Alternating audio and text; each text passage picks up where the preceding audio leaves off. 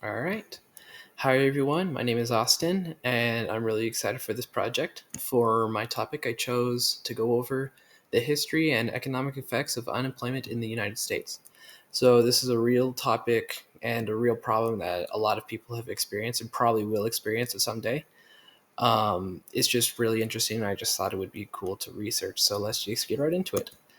So, to go over the history, the highest points of unemployment in the U.S. have happened during either a really bad recession or a depression. Specifically, in 1929, when the Great Depression hit, the I believe the year after they hit an all-time high of 24.9% unemployment for the year, and this is just going by years, not even month by month. It took about 15 years for the unemployment rate to get back down below even 9%, I think, until about World War II. They were stuck at an extremely high unemployment rate over at least 9% for a long time, from about 1930 on. The other two times when we hit 10% or almost got to 10% was during 1982. This says 1980, but it was actually 1982 when they hit that rate, when they hit a recession during Reagan's presidency, and they hit really high unemployment. The other time was in the housing crisis in 2008, which was followed by 9.9%, so it almost got to 10%. During COVID, we also hit a really high rate, but I think it didn't get over about 7%, but still it's really bad. If we hit 9% again now, which was like the low in the Great Depression, once that finally got resolved, we'd be freaking out now. But it was way worse in the Great Depression. It's crazy to think about what that'd actually be like if it happened now. So today, the Bureau of Labor Statistics recently just got their last job report out. They reported 119,000 non-farm jobs. They don't count non-farm. They don't count farm jobs because it's like too hard to keep track of all those. So it was 119,000 non-farm jobs.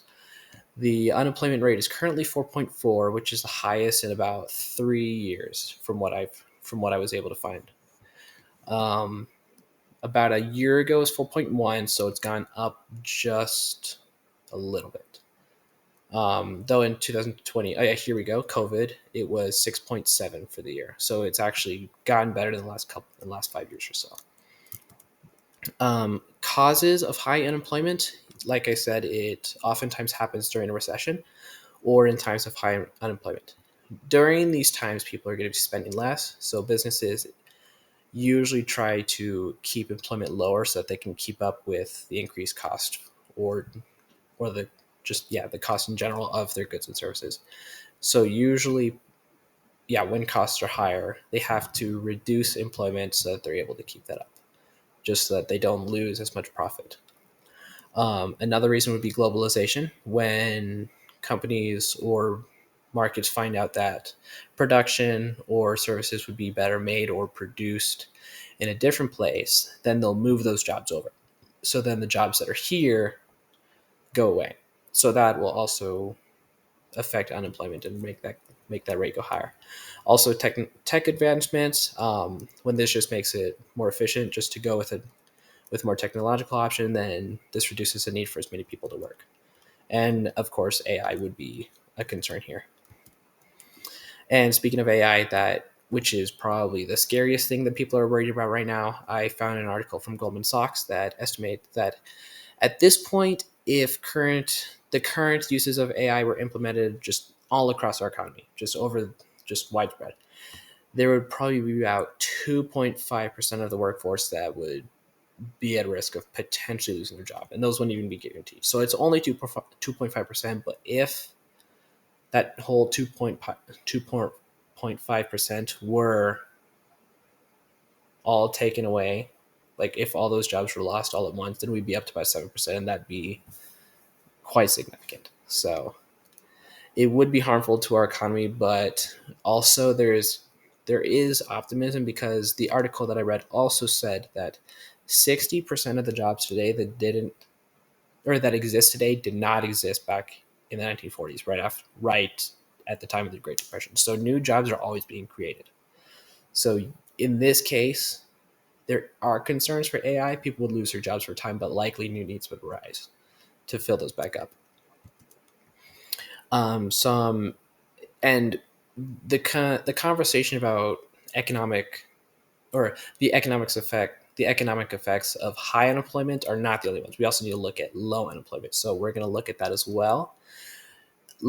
Unemployment actually, while it's really good, more people are having a lot of jobs, or a lot of people are having jobs and not that many people are unemployed.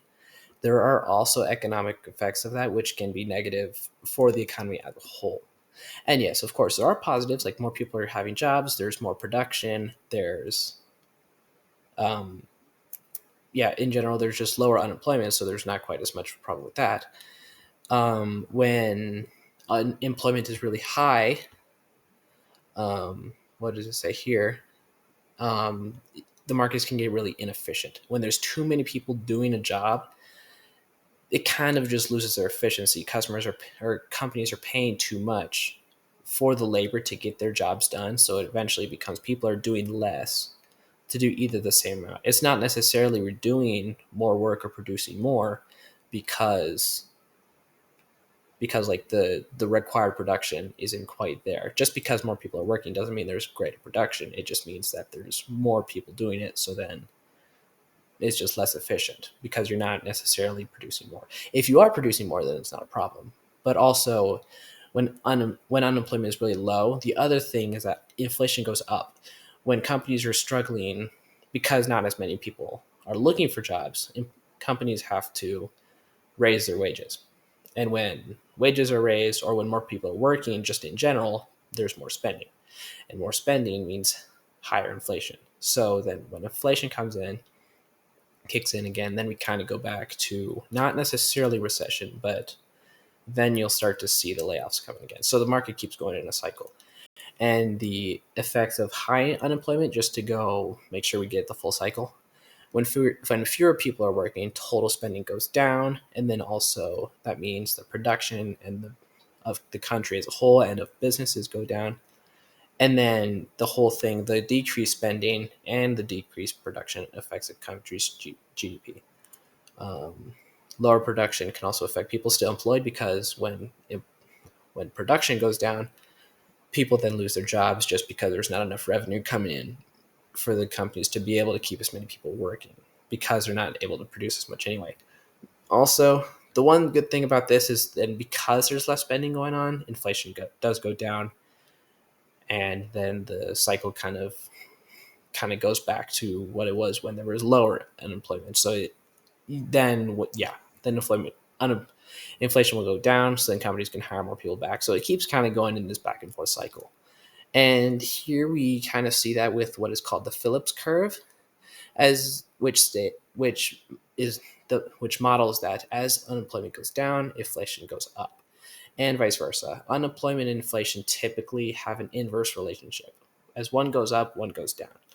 And there is one contradiction with this curve, though, is what is called stagflation. And I believe the definition of that is inflation will be really high, but production and economic growth is going down, while unemployment is also really high. So unemployment and inflation are high at the same time, which usually isn't the case. And then also growth isn't increasing at the same time. So that is a contradiction to this, but ultimately, stagflation is not a super rare phenomenon. So this is a very good indicator of that most of the time. And then, as you can see here, the business cycle will go through. It doesn't really have a starting point, but when inflation is high, then usually that means there will be a decrease in spending. And then when a decrease in spending goes down, then inflation will go back down. And then when that goes down, then spending will go back up, and then also then the hiring will increase and decrease. So it's just a back and forth cycle. So that's what this is showing. And then there's also this rare case, not stagflation, but this is a good thing. This is called the Goldilocks economy, which is supposed to model the pretty much when the economy as a whole is pretty much at a perfect place. So like inflation is typically pretty low, unemployment is pretty low, but this doesn't really happen a lot, kind of like stagflation. Um, it's signaled by not too much growth or not too little growth. It's basically telling, hey, this is when our economy is at pretty much the ideal unemployment rate. And it's kind of weird that we think of unemployment rate being at like a good spot, because typically we would think it probably should be zero, right? Like everybody has a job, nobody's missing out, everybody's being able to work and make money, right? But there was a study or an article that came out by University of Minnesota Duluth, which said that economists believe that the natural rate of employment, which is when the economy should be at full employment. So like everybody has jobs and it's like reach the max capacity where it'll be most efficient and the most people are working possible. This number should be between 4 and 5%. It's kind of hard to keep this going though. It's not going to happen a lot. Doesn't it's just not very sustainable just because the markets change. It's just going to happen. We might think that the government can really help us, but there's not really much that we can do. Like I said, just because the markets are just going to change on their own, and things don't stay the same in an economy for that long.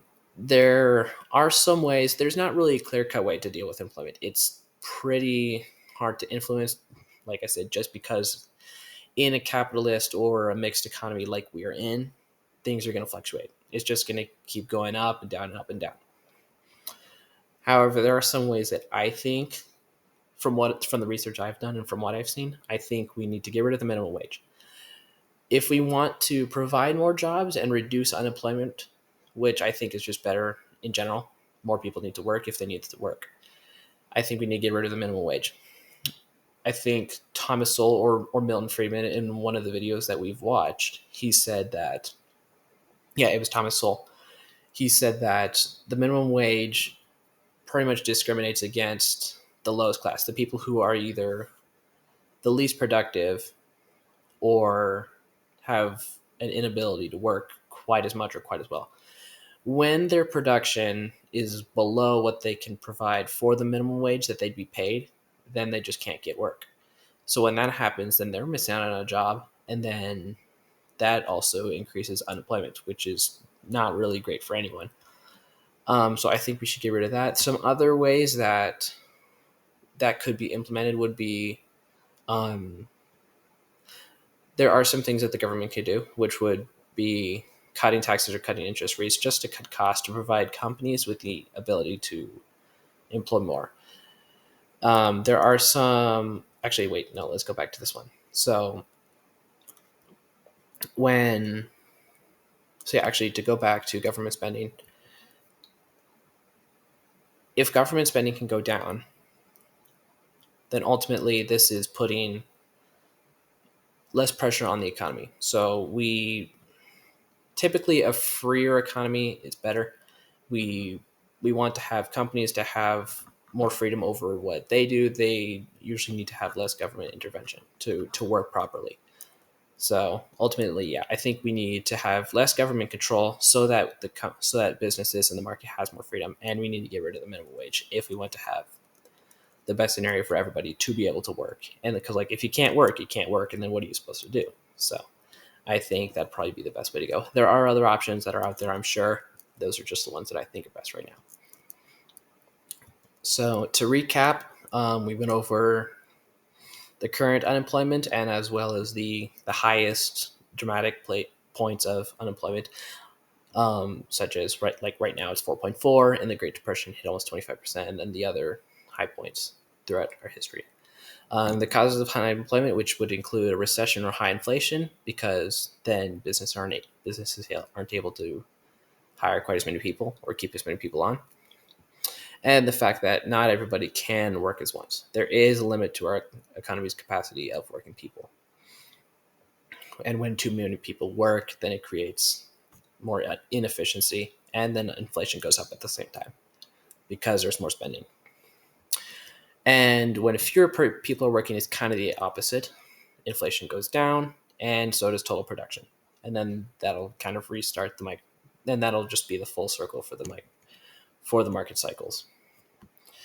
And of course, that's characterized by the inflation has the inverse in relationship with unemployment. And then the Phillips curve, which is showing half of that at one point.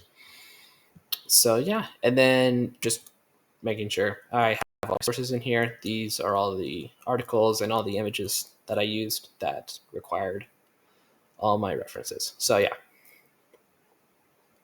Yep. Anyway, I'm excited for this project. I really actually had fun. So those are the main things, and I just thought it'd be good to learn.